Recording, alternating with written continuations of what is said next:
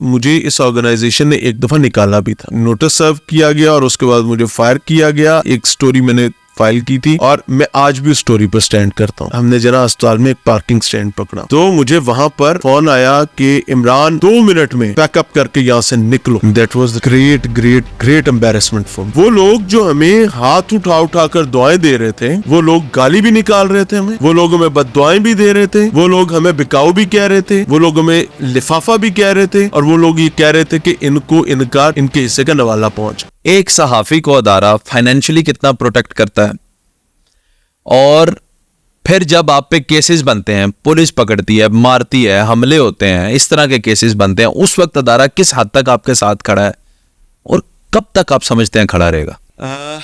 Honest देना मियां जान। आपने बड़ी कीमती बात की।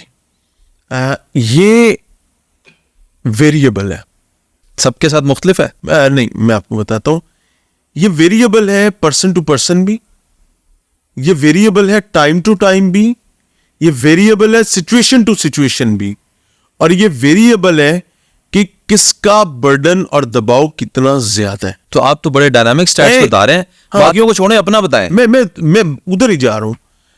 मेरे मामले में अल्लाह ताला ने एक करम बहुत किया है कि मुझे मेरी ऑर्गेनाइजेशन में मैं नवंबर 2011 से इस ऑर्गेनाइजेशन के साथ एसोसिएटेड हूं, और बीइंग वेरी ऑनेस्ट, मुझे इस ऑर्गेनाइजेशन ने एक दफा निकाला भी था, और that was the time when I was working in newspaper.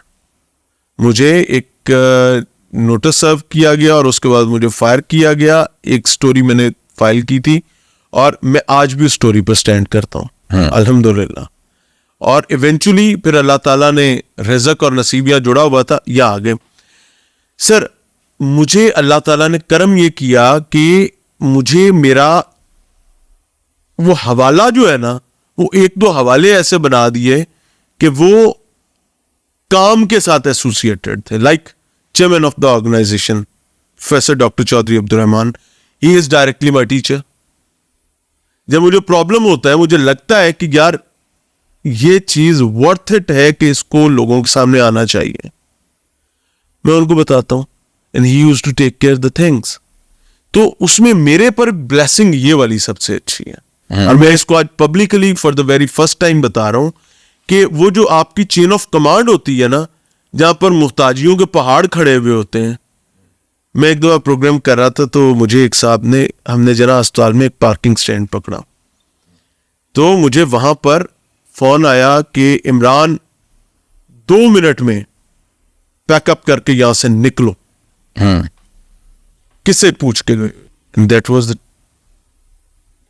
Great great great embarrassment for me. वो लोग जो हमें हाथ उठा उठा कर दुआएं दे रहे थे और लिटरली आकर माथा चूम रहे थे, वो बुजुर्ग जिसका बच्चा 6 दिन से, और रोजाना वो बता देता है, एक दफा नहीं 5-5 दफा, लिटरली साइकिल वाला भी बता देता है, वो हमारे माथे चूम रहे हैं। और जैसे मैंने इन्हें कहा कि यार हम यहां से निकल रहे हैं, पैकअप कर रहे हैं, सर वो लोग गाली भी निकाल रहे थे हमें, वो लोग हमें बददुआएं भी दे रहे थे, वो लोग हमें बिकाऊ भी कह रहे थे, वो लोग हमें लिफाफा भी कह रहे थे, और वो लोग ये कह रहे थे कि इनको इनके हिस्से का नवाला पहुंच गया। That was the day when I came back, और मैंने उन्हें कहा कि sir this was for the very last time, I will not tolerate this.